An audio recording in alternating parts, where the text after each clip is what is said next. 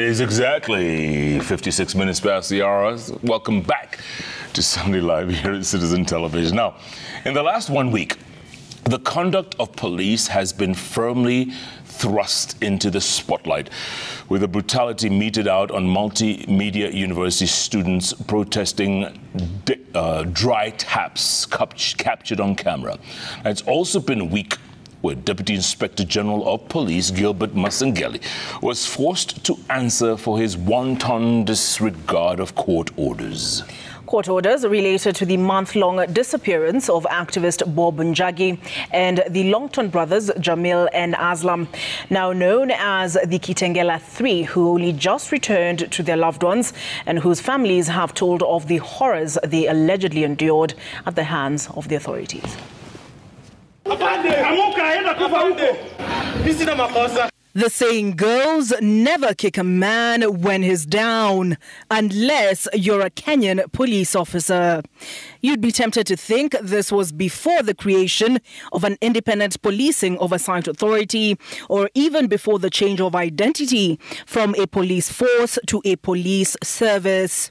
You'd be forgiven for thinking that perhaps this happened in the 90s, when not even your priestly collar could save you. Again, you'd be wrong. This was not but 5 days ago. An assault on an unarmed, compliant and injured university student.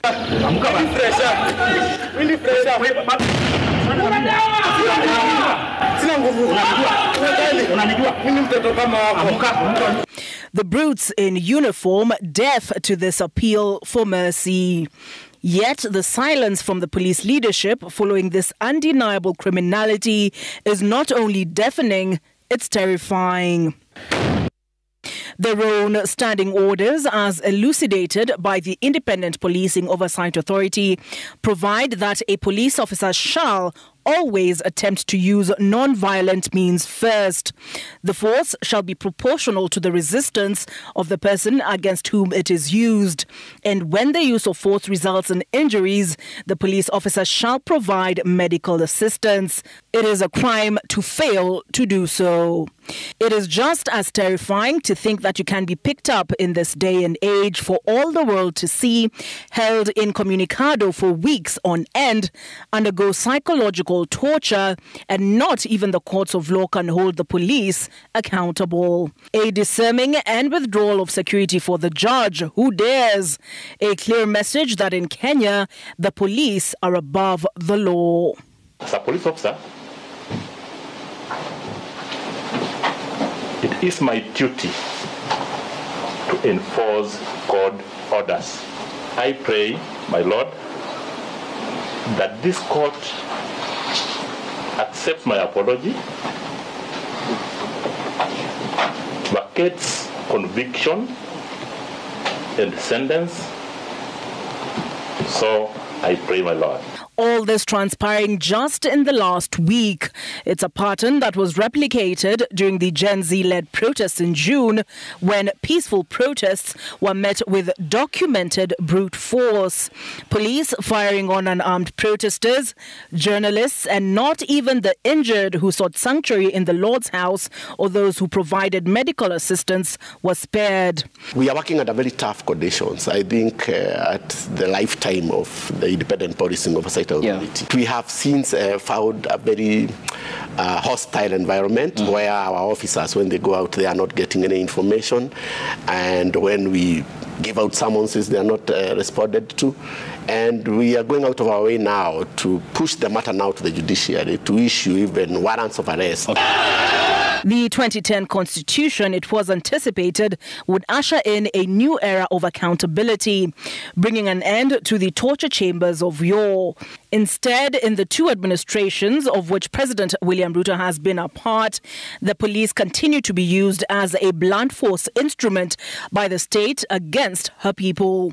In return, a blind eye was turned to police criminality. How did Kenyans end up being killed in this manner? And then it was business as usual.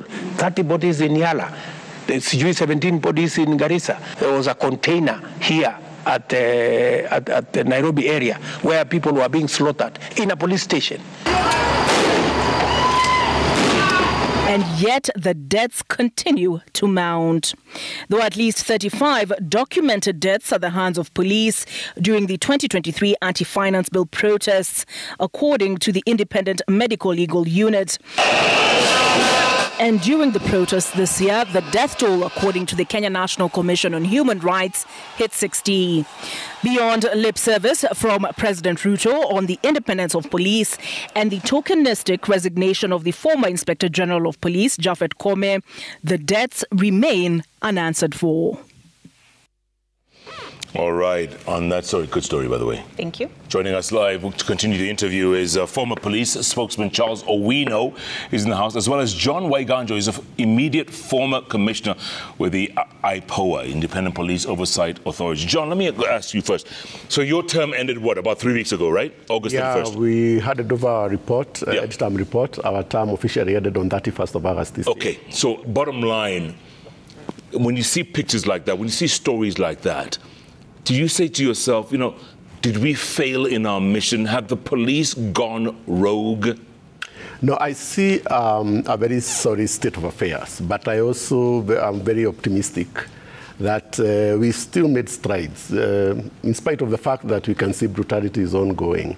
If you go back in history and try to see where our police force then had come from, and into the 2010 Constitution, and where we are today after the establishment of IPOA, we have seen convictions. We have senior officers serving life sentences in prison today, something that had not been seen prior to 2010.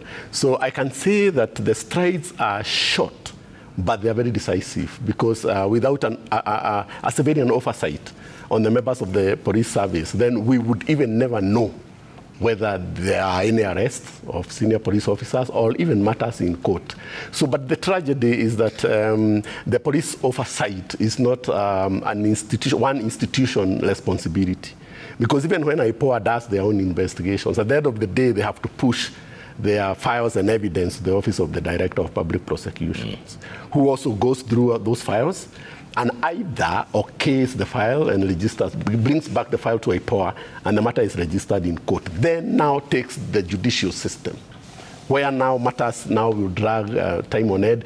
IPOA doesn't have its own bench that you put your matters there and they'll be heard expeditiously. So the matters go as those other matters. And that's why now they drag for long. But at the end of the day, convictions are heard, and we have people serving their time.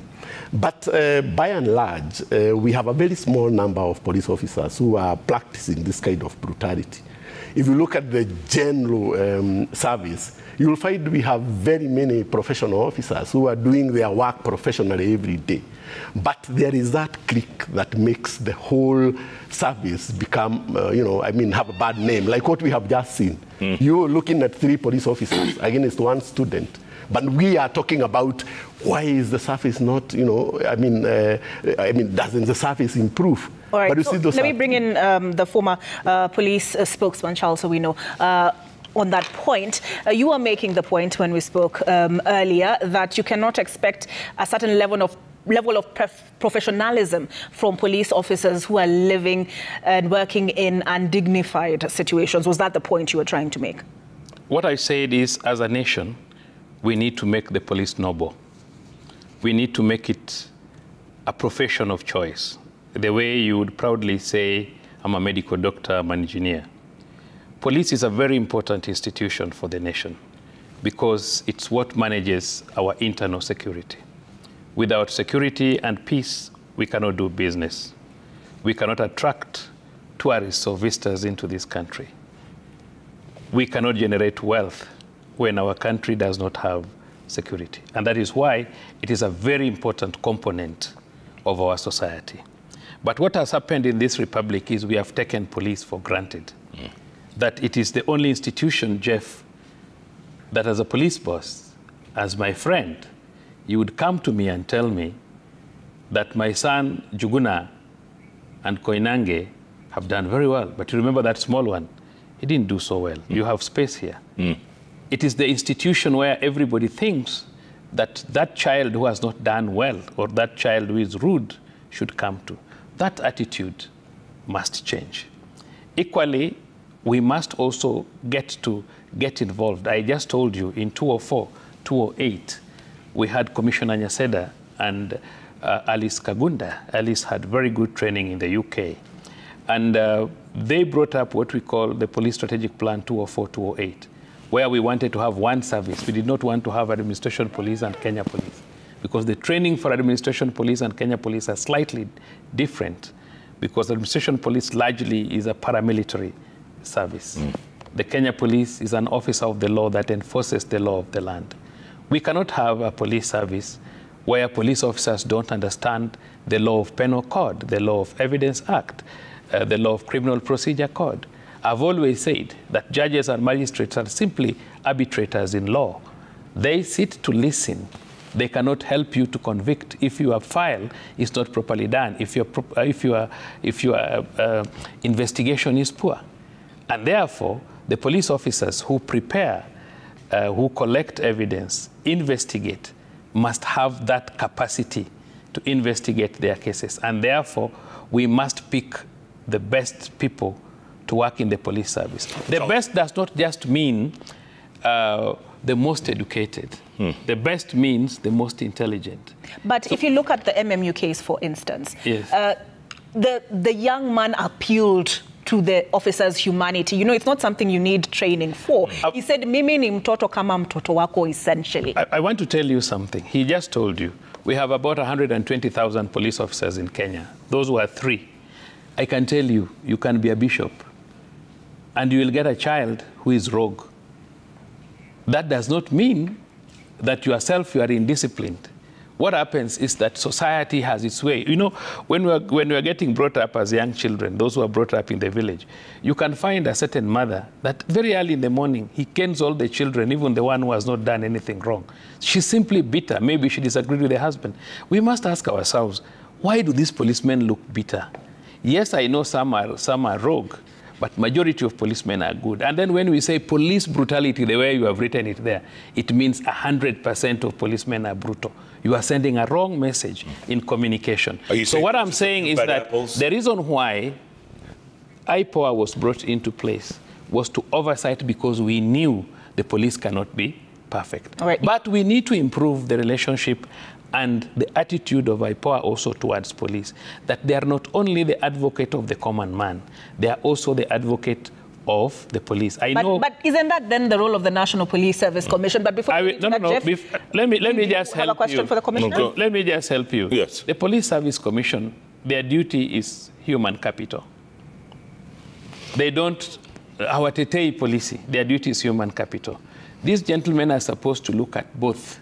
Look at the wrongs police are doing, but also ask government, why are you not providing police? John Maganjo, you heard that. He's put you on the spot. What do you say? He's wrong, of course. And I think the role of the National Police Service Commission is very clear in the Constitution.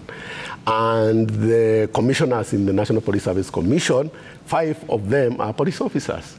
The Inspector General of Police is a member of the National Police Service Commission, and the 2 DIGs are members of the National Police Service Commission, and 2 retired senior police officers, a lady and a gentleman. And even DCI. So 5 are police officers. The others are civilians. The chair of the National Police Service Commission is a spokesperson. But everything done by the National Police Service Commission has to be in consultation with one of their commissioners, who is the Inspector General of Police, and the 2 DIGs. So in that consultation, then therefore, you cannot say that it is not the role of the National Police Service Commission, which is a human resource arm of the National Police Service, that they are not in charge of the welfare of the National Police Service. So the National Police Service Commission is solely responsible for the welfare of the members of the National Police Service. Correctly said, that the Independent Policing Oversight Authority oversights the National Police Service. We also give recommendations to professionalize, according to Article 244 of the Constitution, the service. Also, we are responsible for taking over matters in the Internal Affairs Unit. 30% of the complainants to the Independent Policing Oversight Authority are members of the National Police Service themselves, because they cannot go to the National Police Service Commission. Within the National Police Service Commission, they hold appeals for purposes of helping their members either to get promotions or to be reinstated when they are interdicted. So what I'm trying to say is that the commission, the National Police Service Commission, has failed its members. They do not even know who are charged. They do not even send advocates in court when IPOA takes the members of the National Police Service in court. So it is the responsibility. It is them. It is their commission that is asleep. Otherwise, they cannot expect an oversight, a civilian oversight like IPOA, to come in, do recommendations to the IG, to them, because the IG is a member of that commission, and then follow up those recommendations by implementing them. It is impossible. I think where we are disagreeing is very thin. I am not saying that the Police Service Commission is not in charge of the human capital. That is their duty. They are equally in charge of the welfare. Actually, the major role of the Inspector General as an individual, leave about as a commissioner, is to look at the welfare of his men and fight for the welfare of his men. That is his role. Apart from policy and apart from any other duty, the major role, because the Inspector General has done much of his work as a constable, as an inspector, as a commissioner. But at that level, he has a role to play to look at the welfare of his men. And that is his major duty. What I'm saying is we need to improve the relationship between IPOA and the police so that IPOA is not seen to be an institution that fights police. They have a role, and I said it is not Kenyans or anybody else. It is the police who made a recommendation to have a civilian oversight. Okay. He has said very clearly that five members of the Police Service Commission are police officers. And that is why they are even not members. They're not even members of any union. And that is why I said IPOA has a thin role to oversight and even question why the welfare of these officers is not up to date. Okay, gentlemen. That is what we are saying. Real quick, let's come back to police brutality. Yeah, and I wanted to ask, if you don't mind, Jeff, because you're talking about relationships. Now, the relationship that the police have with the public, there's a lack of trust. And part of the reason, when you look at 2023, you have the then Inspector General of Police, Japhet Koome, who talked about hiring, the opposition hiring bodies. There's been a lot of dispute, even with this 2024 protests, over the number of deaths. But if you look back at 2023, the DCI even posted images from saying these people were, the ones who are captured breaking the law. And turns out the images were not, once they were verified, the images that was not the actual situation. Some I hear were taken from Malawi. Yes. So clearly there's a trust problem between the public. Can they trust the police service? I want you to get me very clearly. I've said that we need to make the police noble. There are issues that I may not discuss directly because of oath of office. And there are issues that if I say here, I can break the country. Charles, you're not. But what I'm saying, no, who told you? What I'm saying is very simple. That the most important thing is our public to make the police a noble profession. It starts with us. Ask yourself, what is the quality of the persons? You see, it will not be the police officers themselves. It's a big institution. Ask yourself, why are the police in UK better than our police? What makes us better? What makes our politicians not better? I think there's a big problem with all of us that we need to work on. And I can say that one good thing about the law is that unlike military officers, police officers are bound to take their own responsibilities because they find themselves in situations where they have no time or opportunity to consult their bosses or their books. And that is why when an individual police officer commits an offense, he must be dealt with. And I don't agree that jailing of policemen just started after 2010 Constitution. Policemen have been taken to court since time immemorial, and they have been charged, and they have been jailed. What we are saying is that we must work as a team, as a country, and ask ourselves, what is ailing our police service? Why are they bitter? And if you don't speak for police, if we don't speak for police as a country, if we don't look at what else the police, and we come up and challenge it, the police officers themselves have no capacity to defend themselves. John Waiganja, let me ask you this. Isn't it very convenient that on the day that the new IG was appointed and sworn in by the president, Kanja, like hours later, the Kitengela 3 were released. All the abducted students or Gen Zs were released. Isn't it a little too convenient? I mean, come on, who are we fooling? Perception is everything, as you say, because the same day, the IG, substantive IG, said they are not holding them. Then indeed they were not holding them because they'd been released, and I mean, it had been leaked that they have been found alive.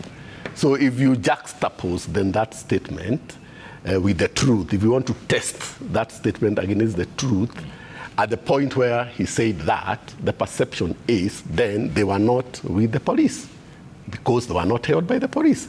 And even if we want now to go further and even try to say that probably they are with the police, then you never know. I mean, because in this country, you know, of course, there are people who are also taking advantage, and that is not what I'm saying. Even criminals can get somebody and hold them. Because holding a person for more than 24 hours is in itself a human rights issue, even whether you are held by the police. Because again, if you are held by criminals, then that's outside the role of the police. So for me, I think that statement was convenient, as you say, but the perception is that it's a true statement because it later emerged that the gentlemen were out of the hands of the police, and therefore, even as Masengeli appeared before the judge to give his apologies, he did not appear to meet the requirements of the orders of the habeas corpus because he didn't have them, and he was exonerated, and the conviction was reversed, and he was pardoned. So which means then, therefore, the order of the judge, other than requiring the acting IG to appear, had also required him to come and say, where were the three? Do you produce them or their bodies? So when he gave that apology, and the substantive IG had already said they were not holding them, then the court of public opinion, perceptionally, you can say, then the police did not have those people. Because as at now, what evidence would be there? Because if they were produced through that order of habeas corpus, then we would have said, oh, the police has complied with timing was suspect. They said they didn't have them, and then Gafla Binvu that very night they were released or found. So, Commissioner, former Commissioner, the President, in addressing the, I hesitate to use police brutality in a blanket fashion, but that is what we witnessed with regard to the protests earlier this year in June over the finance bill. The president kept saying it is IPOA. IPOA will investigate, and if somebody is found culpable, they will be held accountable. Does IPOA have that capacity, honestly speaking? Honestly speaking, IPOA has that capacity because IPOA has carried out investigations in the past, has presented people in court, and convictions has been got. The other thing I would want to say, even the independence of the institution itself is there. Because I remember the president called the previous board ourselves and told us that we should do our work without any intimidation and that we will not hear any phones from anywhere telling us anything. So we carried out independent investigations, and there's no one time that we felt we were under pressure. The pressure was coming from the commanders of the National Police Service, our biggest stakeholders.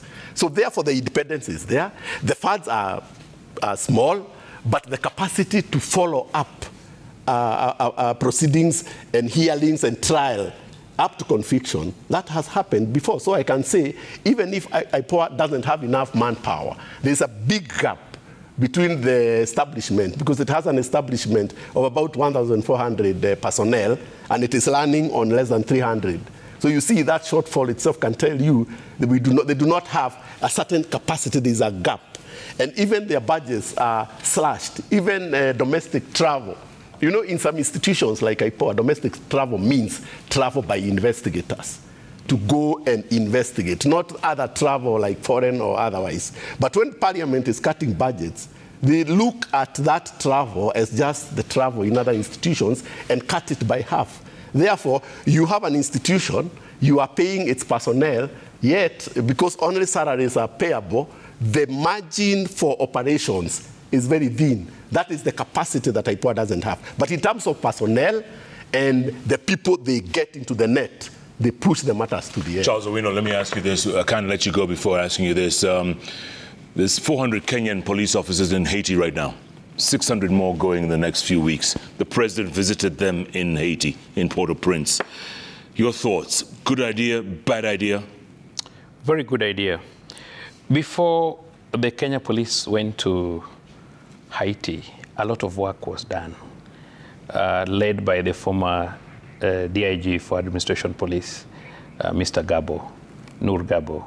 They did a lot of work, and most importantly, a number of Haitians in intelligence were trained here, and they went back to their country to know how to gather intelligence. So it has been an intelligence-led operation in Haiti, and that is why the government was quite confident, despite a lot of issues that we were going to lose many officers. The government was quite confident that we are going to do a good job. But remember, it's not the first place where Kenya is doing delicate peacekeeping missions.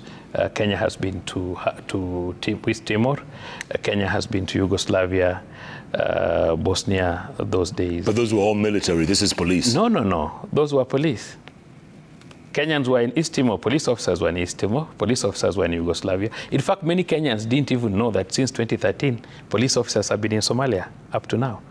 Because you see, what happens is that when a country's security system breaks and there is war, the most important thing is that you must have police and you must develop prisons. So you must develop police stations, because if you don't develop police stations and you don't develop police, then we will have tit for tat. We must have an institution where we will report an offense and must be investigated, a person arrested, taken to court, taken to prison. So the criminal justice system must be intact. So in all these countries where you have seen military go, we have had police. We have had police in South Sudan. We even had prisons, Kenya prisons, have been going for peacekeeping missions. They are the ones who have developed the South Sudan prisons. We have had police in, so we had police in East Timor, we had police in Yugoslavia, we had police in Bosnia, we had police in Liberia, we had Kenya police in Sierra Leone, and so on and so forth. So it's not the first time.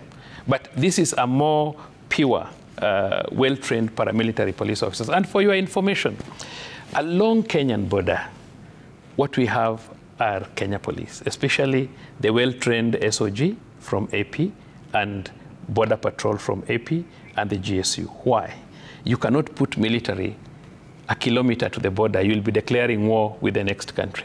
So you find military so many kilometers behind, but those Kenyans who live along the border, they also deserve security. So we have a very competent police service in this country. We have a very, very competent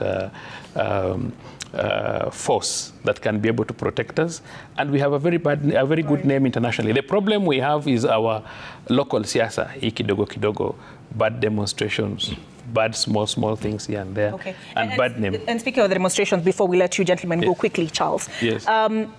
Why can the police service not hold accountable? Why must they wait for IPOA? If you take the MMU situation, for example, you know who you deployed. You saw the video, you can sort of make out who these people are. Why must you wait for IPOA to conduct investigations? You are not well informed. We have a unit called the Internal Affairs Unit. They work together with IPOA. They investigate many cases, IPOA investigate many cases. And we even have cases where our own criminal investigation officers charge officers before court. Not all cases of discipline are managed by IPOA. And for your information, I believe 99% of your staff who are investigators are policemen. But I want... I know there's an independent... an investigative yes. Or in the national. I'm very well aware. So they are not waiting for IPOA. Okay, yes. But if indeed the police service wants to communicate that they're serious about addressing police brutality, why don't they say these are the criminals amongst us and present them in court? They have been taken to court. A number of policemen have been taken to court. And for your information, even when recommendations come from IPOA and they go to DPP, it is still the police who arrest their colleagues and take to court and prosecute. John Maganjo, you get the last word. Yes, but in instance like like this. If there was good faith from the membership of the National Police Service, because as you can see, a crime has been committed there. DCI also has mandate to charge any officer. Just like IPOA. I mean, IPOA takes matters that require a certain level of investigation, but doesn't stop the DCI or the police themselves to take their people or their members to court. So in an instant like this, we would have also expected, if we were proceeding in pure good faith, that those officers, because they are identified, they should already have taken a plea without going any further. Because you see what the DCI does, or the police themselves when they are charging, they do not wait for investigations. You have had many times people taken to court and then they ask, can we get more time to complete our investigations? So we would have wanted to see the three gentlemen taking a plea today in court, taken there by their own investigative arm. And Internal Affairs Unit? Not necessarily the Internal Affairs Unit, as a crime. Okay. As a crime of assault against that gentleman who was just brutalized. Because it's a crime. We have seen instances, let me finish, where the DCI takes a matter to court relating to a police officer, where it's murder, defilement, serious crimes, before IPOA comes in. You understand? Yeah. So we also think a crime of this nature, where it shows that what had happened has happened, then the police should themselves be the first, if we want now to cure those maladies, to get those guys to court to take a plea. So what I want to say is that we need, as my last word, that we need a lot of feasibility of the National Police Service Commission to come out even during recruitments, to recruit the right people to the service, to also look at the welfare of their officers, because most of the officers are taken to court and they are in depression or they have a mental situation. But when they are taken to court, because they are not represented by advocates, they are even denied the defense of insanity. So that is the work of the National Police Service Commission. The police are the way they are because they have been neglected, because they are seniors oppress the juniors, because they have low salaries, because they don't have psychosocial support, because of too many other things. Others don't get transfers, others don't get promotions, others stay at the same place for a long time. So there's too much that is aiding the membership of the National Police Service that can only be sorted by concerted effort, one, but principally the people to lead from the front is their own commission, the National Police Service Commission. Absolutely. John Maiganjo, thanks so much for that. Former commissioner at IPOA, and Charles Owino, former spokesman, National Police Services. This issue is not going to go away. No, it's not. So let's keep talking. Hopefully we'll have you back another time. Appreciate that. Good to have you with us, gentlemen. Thank you for providing insight, professional experience. Let's take a break. We are, but remember, tweeting? At Konanga Jeff. At O Barrows at Citizen TV Kenya. This hashtag is Sunday Live. Sunday Live takes a break. We'll be back. Sports is up next.